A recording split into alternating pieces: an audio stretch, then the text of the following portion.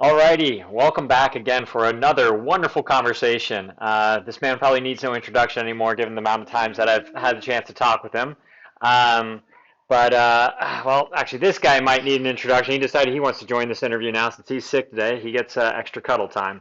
The person I'd like to bring on the screen with me, thank you, crew. Yeah, you can say hello. He's being the welcome host. Is Kevin McGinnis. He's the man that ate McDonald's for 100 straight days and lost 60 pounds. He is a former bull rider. He has taken multiple companies public. He's helped train Oracle, Microsoft, Orbitz, you name it, helped them all with all their executive leadership programs. And he's been a great help, mentor, coach, everything along those lines for myself, hopefully crew here as well, as we try to help people kind of unlock their financial success. And welcome, Kevin. How are you doing today? Dude, I'm doing really, really good. Thank you for having me on again. Always love having a conversation. Crew, good to see you. Wish you were feeling better, buddy, but good to see you. Yeah, crew, you want to say anything to that? All right, good. He's contributing already. My goal today in this conversation is not just trying to gather information from you, Kevin, but also keeping this kid silent so he doesn't scream through our interview. But the show must go on, like they always say. What I really wanted to be able to talk with you about today is really the lucrative advantages of being your own boss. Like, there's a lot of financial advantages to that. And now there, a lot of people believe it's actually riskier to be an entrepreneur versus, a standard business person. But I believe, I know we'll probably get into this conversation, but a lot of people I know have all read Robert Kiyosaki's Rich Dad Poor Dad book and things like that. And that was one of the things that started me off on my own personal journey of trying to figure out whether it's better for me to be a corporate person or more of an entrepreneur. But where would you want to kind of start today as you kind of help all of us, including crew here, better understand the financial implications on the choices that we make? Yeah, it's a great question. And as far as the Rich Dad Poor Dad, yeah, that was one of the very first books that I read that got me into that mindset as well. And since you brought that up, I'll go ahead and share my screen out and we'll just talk about that mindset, but then also some other things that have just come along. Let's go ahead and share my screen out here. Share that. And yeah, so just the quadrant that he called it, and you should see that on the screen now. Does that show up okay? Yep, we are all set. We are on the Perfect. screen. You always got to check and make sure technology is working. I love technology when it works, which it always did. Um, so this morning we even had a few of those challenges, but here we go. So 4 ways you can make money in this kind. According to Robert Kiyosaki, there's 4 ways you can make money legally. There's other ways, but we don't do those. Yeah, So the let's keep it four all legal for the fact that this is streaming live to multiple platforms. We want to keep everything legal here. legal, honest, and ethical ways to make money. That's what we're talking about here. So Yep. when you look at it, there's the big four are you can make money as an employee, self-employed, business owner, or as an investor. As an employee, we're trading time for money. That's the clock on there. We're trading. Someone else controls your time. They tell you when you can work, when you can't. Someone else controls how much you're making, and you can go and try to get raises and promotions, and sometimes those happen and sometimes those don't. But you're trading hours for dollars. And one of the big frustrating things for me when I was an employee was I was a hard worker. I grew up on a ranch breaking and training horses. So with the fences down at 2 o'clock in the morning and the cattle are getting out, you don't get to say, oh, I'll take care of it tomorrow. That's not my job. Those aren't my normal working hours. No, you get up, you round up the cattle, and you fix the fence. I mean, that's what you do.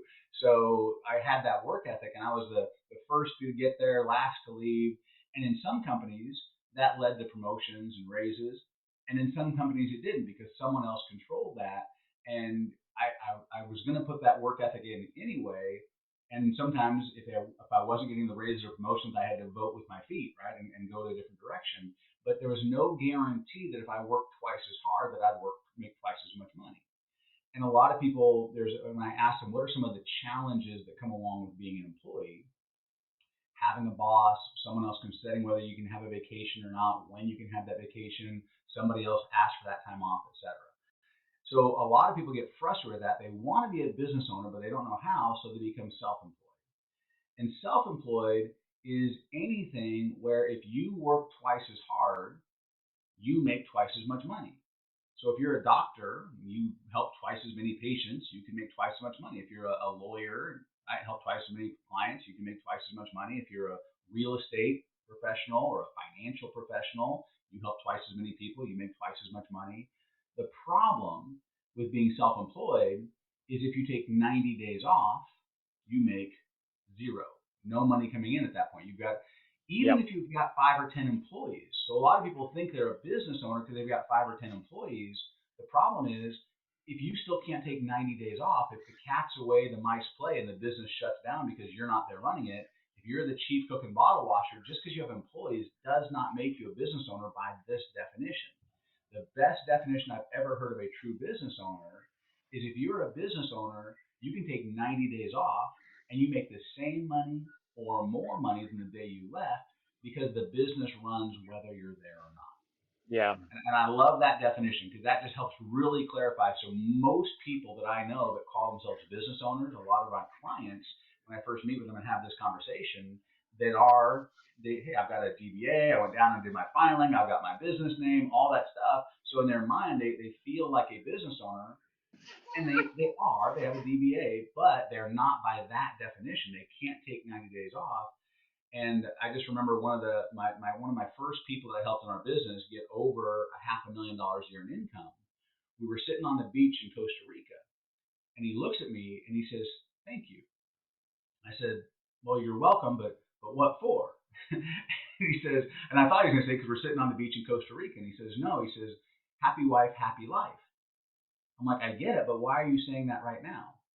He says, "Because my wife is here with me. So I've been in other corporate jobs where I'd earn a trip and I'd go on the vacation, but the spouses weren't even allowed to come. It was a business trip." He says, "Here, I'm away from my business. My wife is here with me. We're making more money than I was ever making in corporate, and I would literally just check my texts. I made $20,000 this week while I'm sitting on the beach. I've never been in a business where I could be away from the business and have it run as well or better than when I was gone." I said, "Welcome to being a true business owner. That's what it should be. If you own a McDonald's, you shouldn't be flipping burgers in your own McDonald's. You go to Hamburger University to learn how to run your McDonald's, so your McDonald's will run. The drive-through will run. You have a manager making sure that the shifts are getting covered, and you be in Tahiti while your drive-through is still making money for you." He says, "I get it." And I said, "I just want to thank you." I said, "Well, you're welcome." And then finally, a investor, that's where your money is making money for you. So whether you are doing anything else, your money is earning interest and it's earning enough. So how do you define which one of these you're in? It's wherever at least 80% of your income is coming from. If 80% of your income is coming in as an employee, but you're doing some investing, you're not really an investor yet by this definition. It's not until 80% or more of your income is coming in from one of those quadrants, that's when you get to shift into that next quadrant. So I just think that's a really healthy way to look at where are we really. But if a person had a choice of employed, self-employed, or business owner by those three definitions, when I ask that question, almost everyone says, "Well, I'd rather be a business owner if I truly could have a system. That system runs the business. I run the system runs the business, whether I'm there or not." And then on my number one question I ask them is, "Well, why aren't you yet? What stopped you? What's held you back from being a business owner?" And what do you think some of the answers are that when I ask that question? I mean, some of the answers are, well, I don't have the time to actually become a business owner, I would assume. I don't have, Absolutely. then I don't have the knowledge of how to be a business owner because I've just been trained to be a doctor, just been trained to be a lawyer, just been trained, whatever it might be. Right. So it's lack of knowledge, lack of time. And then I'd say maybe I don't have the confidence in it or the comfort level of, we put ourselves in the boxes and we don't really believe that we can do things because we were always taught like you can't succeed really, or there's a bigger, like we all fear that we're going to be failures, and so a lot of people don't Yep. want to take a chance on something that they could potentially not be good at. Absolutely. And that risk aversion of my family's counting on me. What if it doesn't work? And I take this time away from my career that I'm building my career and Yep. building my resume. And it's so funny that so many times people say, "Well, I don't," there's this idea of being a business owner, and you're responsible for making sure the money comes in for your business, and I just want my safe, secure job. oh, that job that laid you off during the last downturn in the market, that Yeah. Right. safe, secure job and during COVID it didn't work out so well. This whole mindset of safe and secure jobs. Job security used to be a thing. It used to be where someone would go to work for a company and they'd work for that same company for 30, 40 years, get the gold watch, Kool-Aid and cookie party, and they'd die of a heart attack 2 years later. I mean, that was really what it was. That job security, when I ask people, hey, do you have experience? Experience on the job used to be, oh yeah, I've got 10 years experience. I've got 20 years experience at this job. Nowadays, when you ask that, people say, "Oh yeah, I've got experience. I've had 5 different jobs. I'm 25 years old and I've had 5 different jobs. Look at Yeah. all the experience." They literally have shifted the meaning of experience to Yeah. look at my resume of how many jobs I've had. That shows that I have experience. Where it used to always be you'd been on the job, the same job for a long time, meant you had experience. Yeah. So just the shift in cultural thinking has even changed. But let's talk about the need to be a business owner. Let's talk about some of the benefits and why somebody would want to go this route. But also, are there easy platforms? Because there's basically four ways that you could be a business owner. You could, because we're going to talk about there's four types of businesses. I'm going to stop sharing my screen. There we go. You could do a startup. So challenge with a startup is it's in your garage, you're coming up with some problem and you're coming up with some solution to that problem and you've got to be super creative and then you've got to rally a team around your vision and how are you going to get this off the ground, where are you going to bootstrap the money for to get this idea. Sure. And the reality is only 5% of startups ever make it. Yep. 95% of all startups fail. So that's where that risk, huge risk, comes in, and that's where a lot of people just like, I'm not going to risk my family's future by doing a startup on my own out of my garage. Now, of Yep. course, there's success stories like the Bill Gates of the world who did that and they made it work, but again, it's 5%, 95% don't. So that's where the next level, that's number two, is franchises. So franchises, they've eliminated a lot of the risk. They've made a turnkey solution. So when a person buys the franchise, they're not buying the ability to go flip McDonald's hamburgers. They're buying a turnkey system. They're going to Hamburger University to learn how to run that franchise, Yep. hiring staff to run it, and they can be remote and that business will still run. The problem is with that, on the low end, $500,000, million, $2 million, you're going to get something that's so proven like a McDonald's that you know you're going Yep. to make 150, 200,000 a year, but you're going to have a 10-year ROI. It's going to be 10 years before you get that $1 million back. If you're making Yep. $200,000 and it costs you $2 million to buy it, even if you've got funding, someone else loaned you the money, whatever, it's still 10 years before you're profitable in that. You're Yep. still paying back that $2 million. The next one, though, would be a platform, getting into a platform. And as a platform, that's anything that, for example, your network marketing companies, your multi-level marketing companies, and the challenge there obviously is you've got to be really, really careful. There's 1,000 soap, lotion, potion companies out there that right, that all promise the world. But if you don't have 10 who get 10 who get 10 who get 10, right, if you don't have 10,000 people in your team, all if I'm selling this mug for Yeah. $5, I don't care how good a salesperson I am. I personally can't sell enough of these Yep. to make enough money to feed my family. But if I have 10,000 people and I'm making $1 per mug sold, well, then maybe 5 years from now, 10 years from now, it goes back to that 10-year ROI, the 10-year Yeah. return before I ever get to that point that maybe I make it at that point, if that company is even still around. Because a lot of those obviously are flash in the pans and do they last? Sure. So if you're going to choose the platform route, you've got to choose the right platform. Yep. But also in that platform, it's got to be profitable enough. Personally, I want to know that I could go make six figures, over $100,000 a year, on my own pen. If I have a platform that I can go make six figures on my own pen and I can help others do that, well, I don't need a huge team at that point. I can make it whether I have a team or not, but I already have this proven platform, and the barrier to entry is in many cases a couple $100, maybe $1,000 or less, to be able to plug into a platform that's already built, contracts are already in place, everything's there, and now I'm a business owner in a platform that I have the ability. And this is kind of what you see when people are doing the TikTok shops and different things. They're actually creating that self-employed, Yeah. and they're hoping to get to a point where they have enough videos out there where they have some passive income coming in. But a lot of them get caught in they've got to keep creating that content. Yeah. Otherwise, that revenue stream just goes back to that self-employed model. And then finally, again, the worst one of all is just being an employee. You're building someone else's business owner business, right? If we're an Yeah. employee working for, and don't get me wrong, if you're going to be an employee, be the best employee. I always wanted to be the best at what I was doing, and so I was a really, really good employee, but I was really building someone else's business. So being able to start something on the side, so it used to be a luxury to have a business. It used to be a nice to have an extra income. With inflation and the economy the way it is now, for so many families, it's mandatory. You have to find a secondary source of income. Your primary source of income in many cases is not going to make it. The person's Yeah. not going to have enough money to meet their bills and be able to start saving and investing for the future. So what are they going to do for retirement? How are they going to get their kids through college? How are they going to be able to upgrade their standard of living at some point if they don't have an additional revenue stream, if they don't have an additional income? And you and I Yeah. talked about one time about revenue streams, right? About business owners. So refresh my memory on what you said about business owners and revenue streams. Yeah, I think it was like a Robert G. Allen book.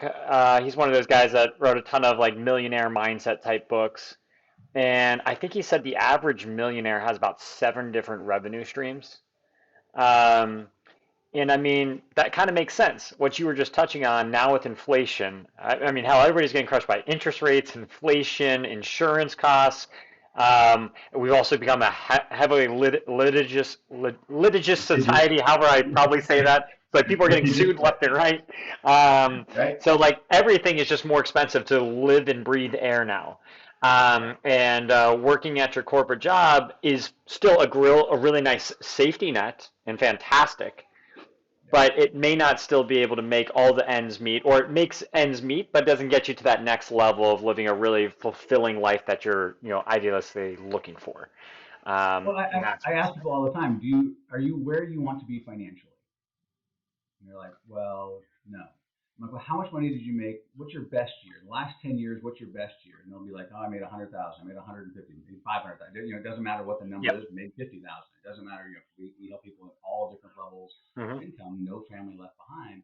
But no matter what the number is, I say, well, if you made $100,000 last year, let's say you made that for the last 10 years, that's $1 million Hmm. that you made. How much of it do you have left? Yeah. And the average person's like, well, none, or maybe 10% or 20%, right?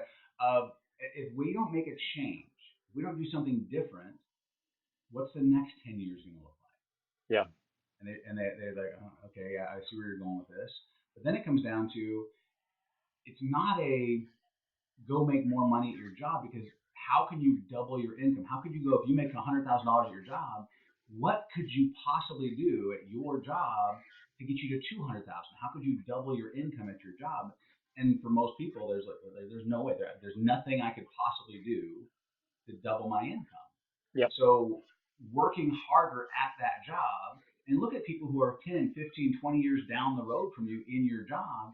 I knew that no one was going to tap me on the shoulder and move me into the CEO's role. They weren't going to fire the CEO and make me the CEO of the company. I might go from a manager to a senior manager, Yep. maybe into an executive role. Maybe if I was lucky with a 10th grade education, it wasn't likely. It actually did happen twice, but it was surprising for everyone when it Yeah. did. But once I got to that VP level, even as a vice president, I was still only making about 150 with some bonuses, 200,000 a year. They were never going to tap me on the shoulder and put me into the CEO role. So I'd hit the glass ceiling. I'd hit that ceiling of there was no more room. There was Yeah. no way I could double my income from 150 to 300,000. Physically impossible. I would never ever have done that. But being able to start a business on the side, getting all the tax benefits that go along with being a business owner, just Hmm. made all of a sudden gave me more spendable income. But then as my income increased on the side, eventually got to the point where I was making more money part time than I was full time, and it was very easy to make that transition because my wife is very security oriented. She likes to have all her ducks in a row. Yeah. So that's where choosing the right platform comes into play. Is I was able to actually outpace my income at my JOB, my just over broke, my Yeah. jail operating as a business, my jump off a bridge, right? All the acronyms that go along with that. Because the warden tells you when you can take your break, when you can have coffee, when you can go on vacation. The warden tells you, they call it salary, sometimes slavery. I don't know if those two things rhyme for a reason, but anyway, Sure. the ability to actually have that additional income. So most people, for their financial future, it's not that they're not working hard. They're working hard, Yeah. but even working twice as hard as they're working now is not going to give them that extra income at their job. So why not take their spare time and turn their spare time into an actual business that gives them passive income? So if something ever happens to their current income stream, no problem. They're back where they were, but they also have the ability to double up, triple up, quadruple up. They have no limit. There's no ceiling on that income. So you make a really good point here, Kevin. And I think about my days when I spent time at P&G and Berkshire Hathaway and then Nike. And I will tell you, in my earlier years of corporate, all I did was corporate work. Like that's all I was focused on. I didn't really think about too many things, too entrepreneurial. I had some things I dipped my toes in, but it was more ideation, nothing pursuing.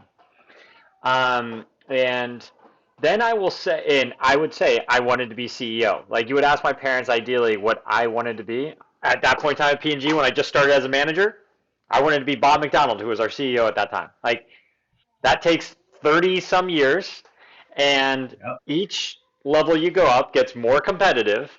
So there's only going to be one CEO, and P&G has tens of thousands of employees worldwide. So the likelihood of Right. me actually getting to that stage, one, it would probably take 35 years, and two, by the time I would get there in 35 years, the amount of money I would lose by not creating more multiple streams of revenue to make the same amount as a CEO who's going to be getting $10 million a year in 35 years, like that's where I started to wake up because I will tell you, I was definitely much more competitive with my coworkers earlier on. And then once I started realizing that I could make other streams of revenue possible, where I started with real estate. So I started as a passive real estate investor and then as an active real estate investor. And when I started recognizing that I could get just as much money off of my current W-2 job with my revenue streams that are passive, I started actually becoming a more collaborative worker, which actually helped me and helped my teammates more. And so Yep. even if you wanted to stay at a job, you could actually relieve a lot of tension and anxiety by creating a second stream, a third stream of income. So Yep. like a lot of the times I don't actually want people to leave their jobs because I think also jobs just creates sanity for a lot of people just to get out of the house if they have a crying kid and things like that. And if you like what you're doing, then don't leave what you're doing, but just try and find something that, in my opinion, can relieve like melody, like security, right? So if your W-2 job can give you that security, and these other streams of income can take you above security to Yep. abundance, then Yep. then why not use both? It doesn't have to be either or here. Correct. I love that. And so, just to piggyback off of that, I'm going to share my screen one more time here. Yeah.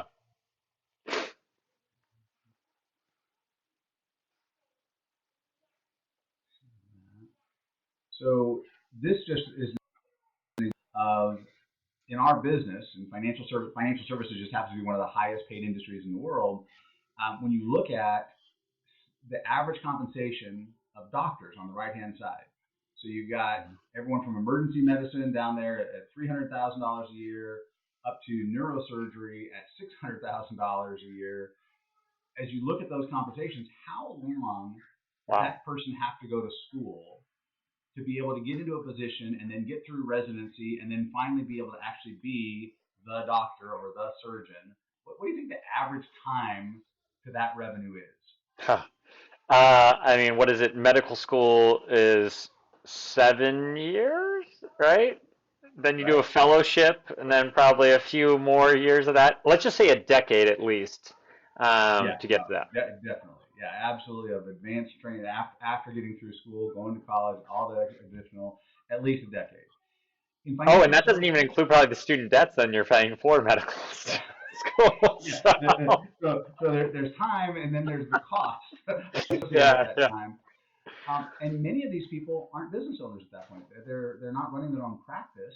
It's funny, they in medical school they don't teach you how to run a medical practice. They teach you how to be a doctor in somebody else's medical practice. Yeah, You have to yep. actually figure out how to run your own practice separately. I mean, like I don't know about you, but if I had a choice of being the specialist or being the doctor that owns the medical practice that has a bunch of specialists working in that practice, Hmm. again, goes back to that business owner mindset.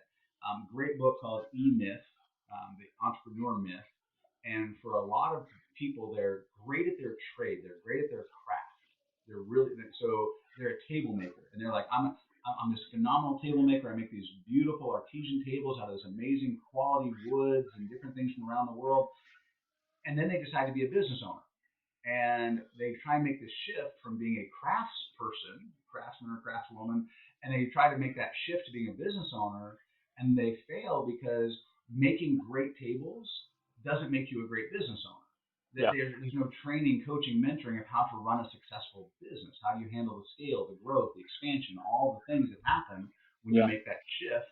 And so many people in the medical profession, for example, just stay as a doctor working in someone else's medical practice. Yeah. But if you look at the people on the left, these are all people that work in our financial services firm. This isn't the whole company, it's just a small snapshot of just the leadership team that I'm a part of. And as you look at all the incomes on that page, the people on this page went and got a license from their state to be able to talk about financial education. That licensing process, on average, for each of these people, took 2 weeks. Okay. Now, they got their license within 2 weeks. Now, that doesn't mean they're fully trained and making that money within the first 2 weeks. Then, again, being part of a platform that has training on it, within their first 2 years, though, first 2 years in the business, they're making 100, 200, 300, 400, $500,000 a year within their, in most cases, in the examples on the page here, they were making that money in their first couple of years in the business. For me, within the first 2 years, so 10 years ago, I didn't have a license. 2 years later, I Hmm. had my licenses and I had a business that the passive income alone was over $200,000, which Yep. was it was a little bit more than what I was making in corporate America. So it took me 25 years in corporate America to get to where I was making almost 200,000 a year. It took me 2 years in the right platform to get to where Yeah. I was making 200,000, but that was passive, whether I got out of bed or not, versus the rug would be pulled off underneath me. When I would take a company public within 6 months, the board would bring in a new CEO, and they bring, because they run a public company, running a private company and a public company are two different animals. So they bring in a new CEO, and that new CEO would bring their entourage with them, their VPs and senior VPs from previous companies. So me, the founder, chief revenue officer, chief marketing officer would all be let go to make room for that new leadership team. Well, how is that security? There is no job security. I don't care what level you're at in the company, the rug can get pulled out from underneath you. And I used to have that conversation with people, and some people are like, yeah, maybe. After COVID, everyone's like, yep. I don't care how much you love your job or how much your job loves you. You could literally lose it in a Yeah. heartbeat. So being able to have some sort of safety net, something that can actually replace your income and then have no cap or no ceiling on it, I just highly recommend that people at least look at being able to have something outside of just Yeah. their job. Yeah. I mean, okay. So I hear these parts, and let me read these things back of things that I've gathered thus far. So we've got, if you wanted to kind of be your own business owner and take advantage of some of those tax advantages, you could go the startup route, which we know those are kind of like the rocket ships. Only 5% really excel, 95% completely fail, and so that is an actual risk, and that's true. Right. You can go down the franchising model. I've personally gone down the franchising model. I've gone the startup route. I've done a lot of these options. Right. And franchising, in that one, you're betting on the jockey, not the horse, and you want to make sure it's a good jockey. If not, then you've might want to figure out a solution. um, and then there's the platform basis, which yeah, you've talked like multi-level marketing organizations, which there's only thousands or only so many thousands of soaps and lotions you can sell, and that's not a business I want to be in either because that's not sustainable. That Mm-hmm. it's just calling for cannibalization, and it almost feels truthfully like a pyramid scheme. And so And truly, the people who got in earlier, if you look at the only people making money are the ones who got in a lot earlier, then and I'm not going to get to where they are. Versus, like for example, in financial education, what we do, We borrowed one thing from the network marketing companies. The Yeah. one thing that we borrowed was the fact that they have high energy. The trainings, the coaching, the Yeah. motivation is high, but they have to pay you with motivation because they can't pay you financially for 5 or 10 years. So they literally, turns out though, people will do more for an emotional reward than they will a financial one. Someone will throw themselves in front of a bus for their kid, but they wouldn't for a paycheck. So people will do more for an emotional payoff than they will a financial one. So we said, let's keep the high energy, let's keep the training, the motivation, the speakers, but let's pay people really well also. Let's make sure we don't have that. And I've got people that I've trained, coached, and mentored that came in after me that are making more money than me. I have 3 people that are over $800,000, about to go over $1 million a year in income. I'm at 750. They're making more than I am because, Yeah. like a franchise model, if I own 5 McDonald's but you own 10 McDonald's, it doesn't matter when we got our McDonald's. You're going to make more money because you own 10 McDonald's and I only own 5 McDonald's. So we took a hybrid approach between the franchise and the platform.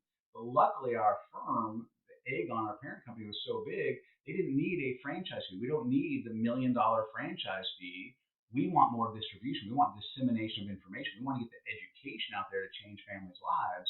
So we made ourselves a hybrid between that platform and franchise, if you will. Yeah. So there's something else I want to think about before I circle back to that because I just Googled it while we were talking here.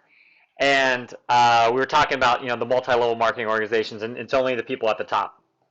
This is going to be this might trigger some people, but corporations are pretty much like multi-level marketing organizations. I Totally. just Googled it.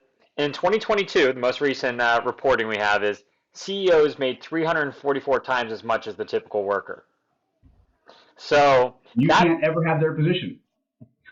so, so I mean, that right there, whether you want to call your corporation MLM or not, you're not getting the same amount of pay as your CEO. That's a guarantee. And you are Yeah. working to make that CEO more money. So yeah, And they provided you an environment. So is there a justification for working their job? Sure.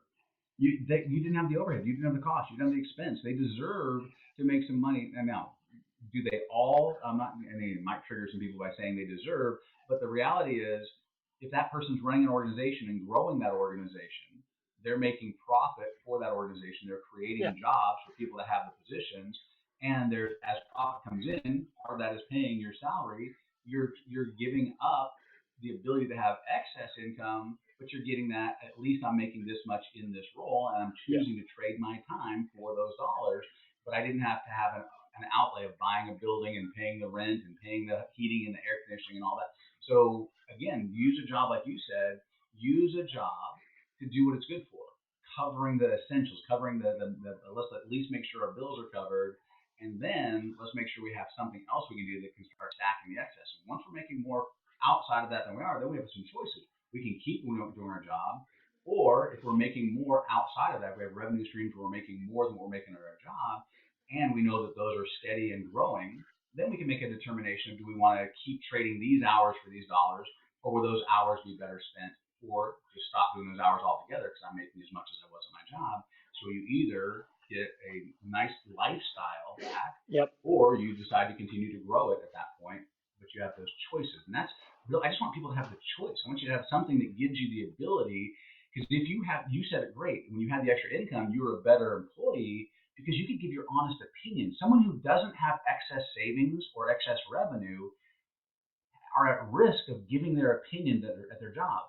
Because if they say what they really think, in many cases they're worried they might get fired. So what do? They try to toe the company line or say what they think people want to hear in different meetings because they don't have any savings. They can't risk their job and their spouse or significant others counting on them. Versus someone who has the safety net, has the extra income, they can be a true benefit to the company by saying, that's wrong. What you're about to do isn't good. We should be doing this instead of that. And if you fire me, oh well, but I'm able to give my honest feedback, my honest opinion. Now I try to do that regardless. And if I got let go, I would go find another position. But so many people, they've done studies on it where they literally try to fly under the radar because they don't have a safety net. They don't have so they can't even be the best worker they could be at their job because they don't have that safety net. Yeah. I mean, I completely agree with you there. Sorry, I was getting a little distracted with crew throwing his milk around over here. Um, but I mean, so talk to me a bit on like the platform because some things that stuck out to me here. I was thinking about like Uber. People that, so long as they had a car, they were able to actually now turn their car into a profit generating engine. And even buying a car is kind of an expensive thing in order to actually start turning a profit on it. Plus, Um, you already had the car, so there's no new expense. You already had a car yeah, and a car payment, and if you turn an existing expense into an asset, that's yeah, one of the smartest things a person can do, right? To find a way to take what's you're already doing, and it's like getting a tax write-off. So when you're a business owner, you get all these tax write-offs. So your cell phone, your internet, your mileage, your lunches, your dinners, just mileage alone, 65 cents a mile. You drive 10,000 miles a year. That's $6,500. The average employee doesn't have that. They're literally stepping over that between that lunches and dinners, it comes to about $10,000 in tax deductions for most people. Well, I'm sorry, is your back okay? If there's $10,000 laying on the ground, can you figure out a way to pick up that 10 grand? yeah, right. Yeah, So having a business, and one of the cool things about our platform is we allow someone to start part time without risking their job. They get a license, which costs them about $300, but they get $10,000 in tax deductions the first year alone. The tax code was written for you to be a business owner. yeah, Back in the day, right when this country was founded, think about it. Almost everyone was a business owner. You were the blacksmith or the barber, or you owned the general store, right? yeah, The vast majority of people were business owners. So when they started writing the tax codes were written for you to be a business owner. Then when industrialization came along, they're like, hey, let's send everyone to school and teach them how to be a good little employee, how to come mhm, work in the factories and manufacturing and in the industry. So all of a sudden you have this school system that tells you to show up at 8 o'clock or 9 o'clock, so it tells you to take a lunch at this time, turn in your book report at this time, and yeah, it makes you a really good employee. In fact, if you look up studies on valedictorians, you go to search on YouTube, valedictorians that are business owners, they aren't. Like there's less not a than lot. like Yeah, 3% yeah, are valedictorians ever go on to own a business, because being a valedictorian means you're a really good student, which means you're a really good employee. I'm not saying you can't, as a yeah, valedictorian, go become a business owner. It's just your odds are not in your favor. correct. To quote the whole Mockingjay, Yeah, may the odds ever be in your favor? Yeah, the odds are not in your favor of you being anything but an employee if you go down that route. You can break out of that mold, but it's a 12 years of you in just putting yourself inside that mold when yeah, you do that. Most business owners are C students, and it comes down to it. Their ability to actually think outside the box, be creative, take on challenges, do whatever it takes to get the job done when it needs to get sure. done. I mean, it's just a different mindset, and it's a muscle that anyone can build. But how do you build that muscle while you still have to provide for your family? And that's where you having something you can do outside of that while you still have that security net, have something you can start part time that you can then build, and Yeah. then you can make that transition. I don't know if that answered the question. I think we might have got off on a tangent there. No, I mean, hey, I love tangents though. This is the best part of these conversations. I mean, so for me, if I think about this, because I know I talk with a lot of business owners, and the business owners ideally want to keep their businesses open, so they don't necessarily want to steer their attention and time Right, away from making sure their business stays open because they have right, employees that they're taking care of, they have families they're taking care of. right, Ideally, we want to ensure that these businesses are able to sustainably stay open, which means the business owners have to be able to sustainably make money. And let's assume that that business is already making good money, but you're going to have inherent cost climbing. And just as you were touching on earlier in the conversation, you ask somebody that's making $200,000 a year if that's enough, and they say no, they need like 250, or if they're making 500, they need 600, whatever it might be. And so you say to these business owners, hey, here's another revenue stream available for you. And I know with how like WFG's process is set up and transparently, I am a member of WFG. I've gotten my license. I am a passive person in this. I can pass people over to you, and you can run away with them and or not run away with them, but right. you can get them Run with set them, up. And run with them, help them, and you get compensated as we help them. Absolutely. Exactly. And so that's where I think could be the value for any business owners that watch this is recognizing, hey, one, it's 100% legal because You actually have to get Get the the license. license set up. So it's not The like one of state's not these. going to license you to do illegal things. Yeah, That doesn't so, work that way. so it's not one of those scammy things that you see on an MLM. So that's one thing that stuck out to me because And it's there's a too many damn scams. 175-year-old company. So 175 years, yeah, if in the financial industry, which is the highest regulated industry in the world, if after 175 years the company was doing things wrong, they would have been shut down a long time ago. Yeah, So yeah. yeah, Okay, so honest, ethical, that's a big thing. integrity, yes, check. All right, so that gives me greater certainty then, and then two, you know, you're actually helping your people that you're referencing. It's Correct. not like they're getting upsold on something. And I know you've told me this before. The client will never be paying you, Kevin, directly. The They can't client pay will be making anybody. an investment in their future, whatever it might be, with a respective company, and then that company determines how much you get paid from it. Correct? Out of their marketing dollars, never the client's money. So if you had a Yep. Wells Fargo account that was paying you a tenth of a percent and you got a nationwide account paying you 10, 15, 20%, it's still your money in your account. You didn't give anything to us. We're just the platform connecting that person who has a car with someone who needs a ride like Uber. We're connecting someone who has a financial goal with the right Yeah. financial companies. And then Yep. those companies have marketing dollars for Super Bowl ads and click marketing. Yeah. They pay us out of those marketing dollars, never the client's money. So the client's money goes into the client's account. You're absolutely correct. Okay. So, all right, then I'm feeling pretty good about this because one, we confirmed it's not a scam. Two, it's very reliable, given it's 175 years. It's a highly regulated industry. I'm going to try and talk over a crying kid here now. Um, Ooh, you've done so good, buddy. We're so proud of you, man. yeah, You've hung in he's there. holding on. We've only got a few minutes left, I think, on this Well, one. here, and because of what you're doing right now, think about this. As a business owner, being able to have your own time, stay home with your kid and not get fired, right? I mean, Yep. how cool is that? Yep. And that people understand that, hey, things happen. And you're able to have a conversation about financial education with a baby in your arms.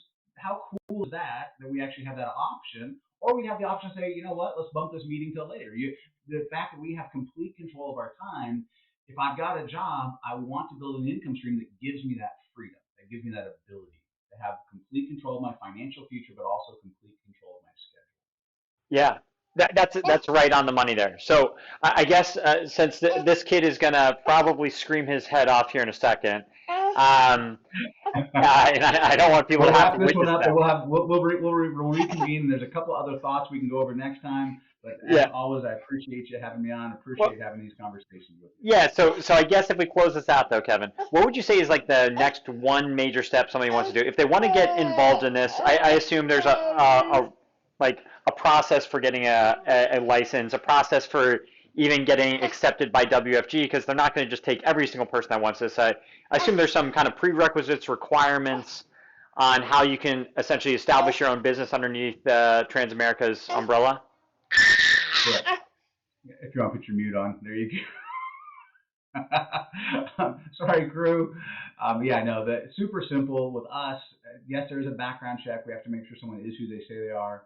But we have so many business owners who, once we help them as a client, we make sure they have executive bonus plans. We have structures in place to make sure that they're able to actually get money off of the bottom line of their business already into accounts that have the high returns, no risk. So once they become a client, or we've just set up their kids' college funds or their own personal financial plans, they give us referrals, and one of the conversations we have with them is, hey, on these referrals, you know that you got help. You know that when we go see these referrals, we're going to end up helping them.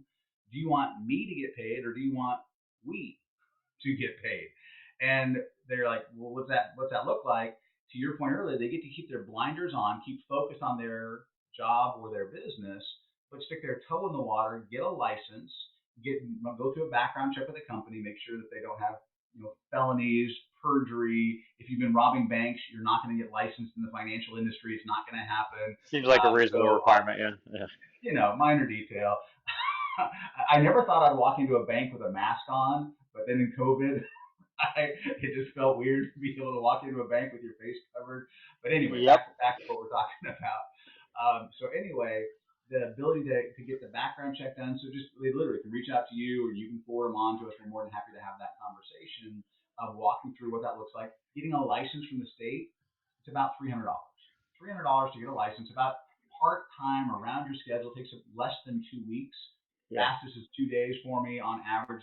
It's about 2 weeks for someone with a busy schedule, with family, work responsibilities, everything else. Just part time, they get to go online, do a little bit of studying, learn the information. So you have these practice exams that teach you how to pass the actual state exam. Yeah. And then you need a C minus minus. You need a 70% on the state exam. So if you hate taking tests, welcome home. You'll be just fine. Multiple guest tests, you have to see the answers in advance. You need the C minus minus to actually get past it. Yeah. But just like getting your driver's license doesn't make you a good driver. You've probably seen people who have a driver's license who are not good drivers. Oh yeah. Passing passing your written exam does not make you a good driver. Getting your license doesn't necessarily make you good at financial services, but it lets you know the rules of the road, lets you know what you can say and what you can't say. Then you become a good driver when you get your learner's permit and you have someone sitting next to you, coaching you and training you if you have a good coach. And some of us had Yeah. good coaches and some of us did not have good coaches, right? Pick your favorite race car driver. If they were your coach, you would be a better driver than if your dad, who got frustrated and yelled at you, and you're trying to learn to drive a stick shift on a hill and rolling backwards and popping the clutch, right? And he's losing his mind while you're backing into cars behind you. That may not be the greatest learning experience for some people learning how to drive a stick Yeah. shift. Probably not advisable. Yeah. Yeah. Great. So what you want is you want a good coach sitting next to you.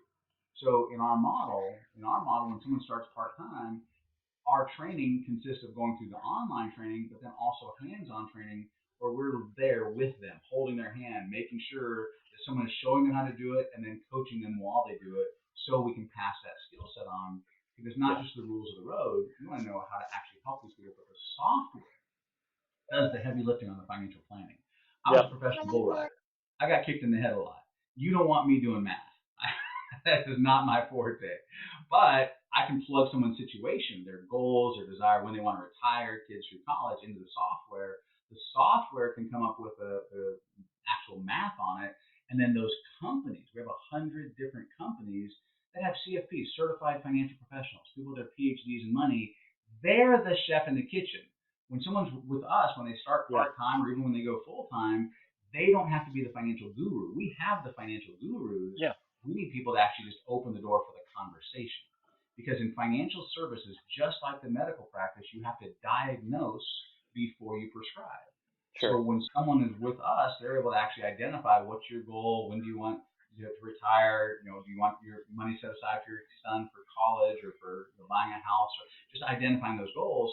And then that information goes in and the chefs in the kitchen come back with a plan, then Yeah. we're able to serve that plan up. So if a person's like, oh, I could never be in financial services because I don't know money and I don't really like math, dude, that's fine.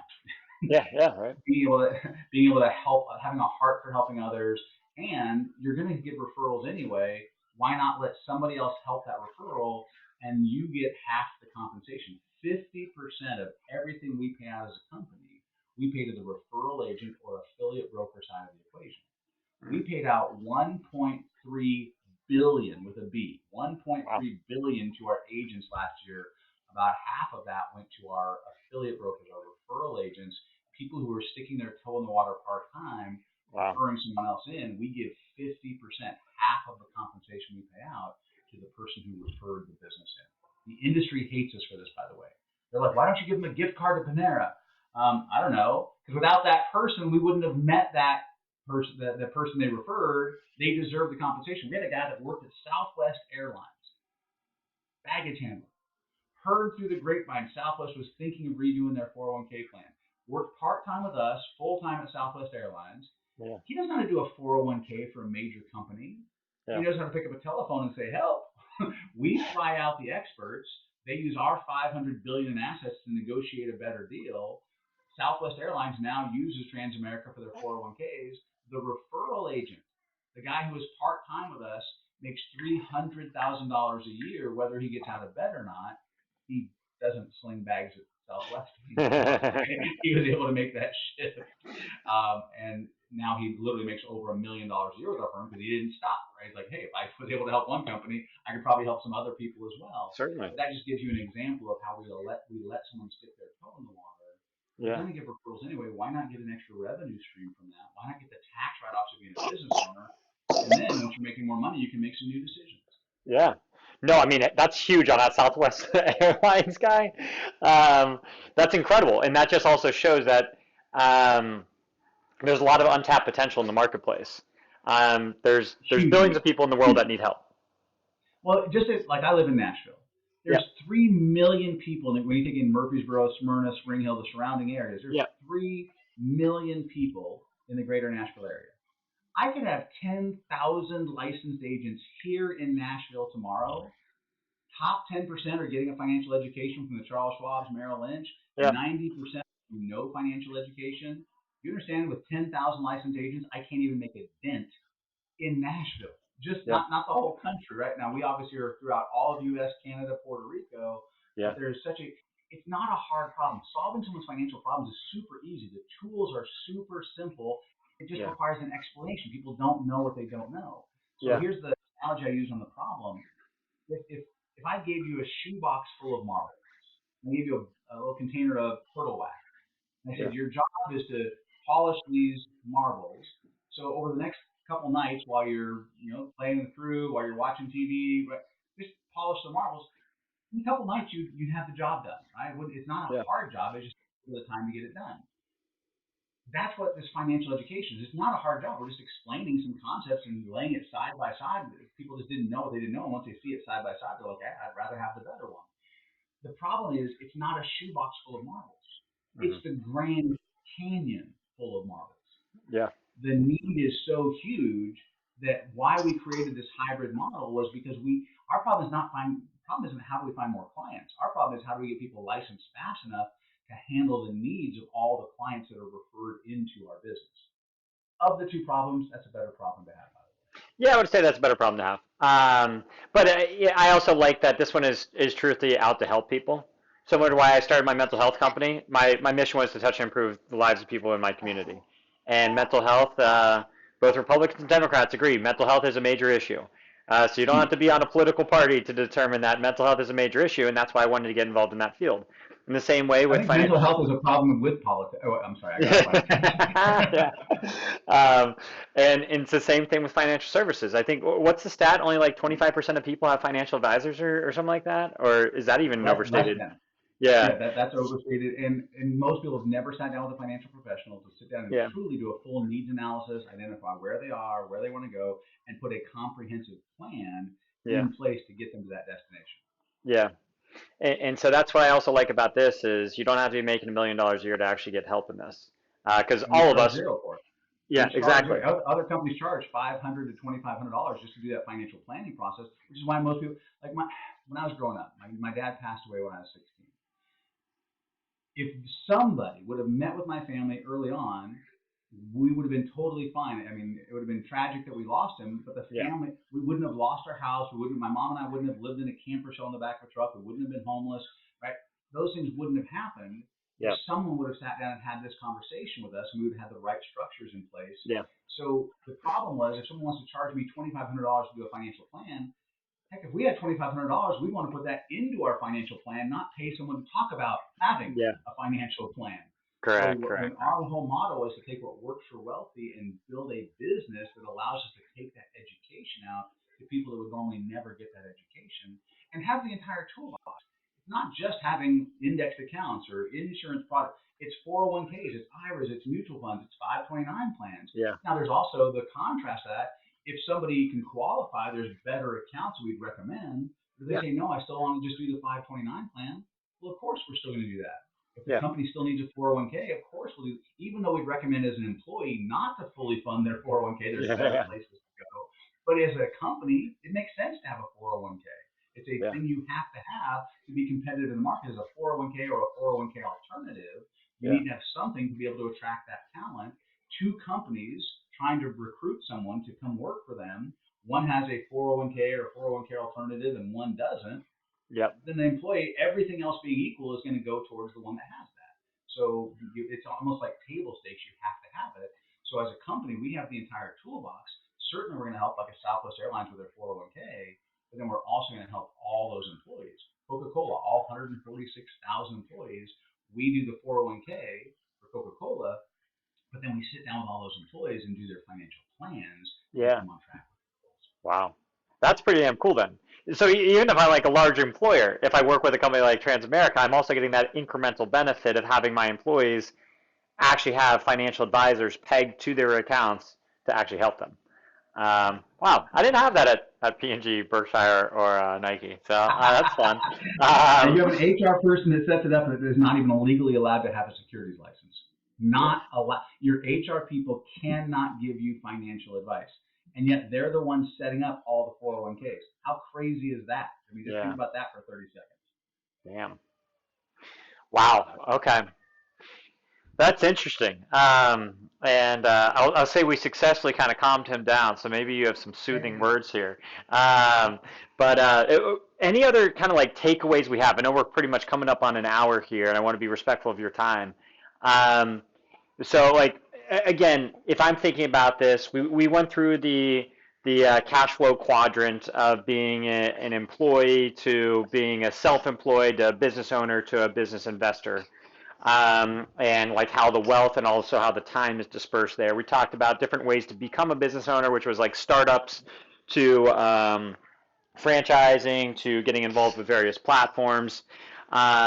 We talked about ways to create multiple streams of revenue while still maintaining your job. It creates something from security to abundance, and that's Right. what the all, multiple streams of revenue can do for you.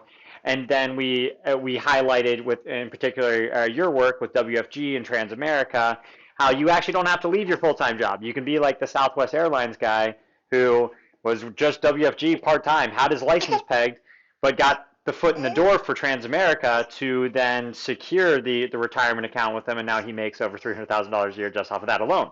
So it sounds, and then we also, I think you kind of laid it out. It doesn't take too much time, a few weeks, $300 or so to get the licensing in place in order to at least have this as a passive play for an income stream for you to then choose as the insurance owner now of how you want to utilize that to increase your revenue, right? Yeah, so as a business owner in the financial education space, Yeah. you're the person's able to actually now have a license to be able to have these conversations. Which again, you Yep. have to have a license to be able to have the conversations, and Yep. you must diagnose before you prescribe. People ask me all the time, Kevin, why don't you just do a billboard? Why don't you do a billboard that says guarantees tax free? Ask me and a phone number, right? Why don't you do a Super Bowl ad? Guarantees tax free? Ask me and a phone number. Because you can't.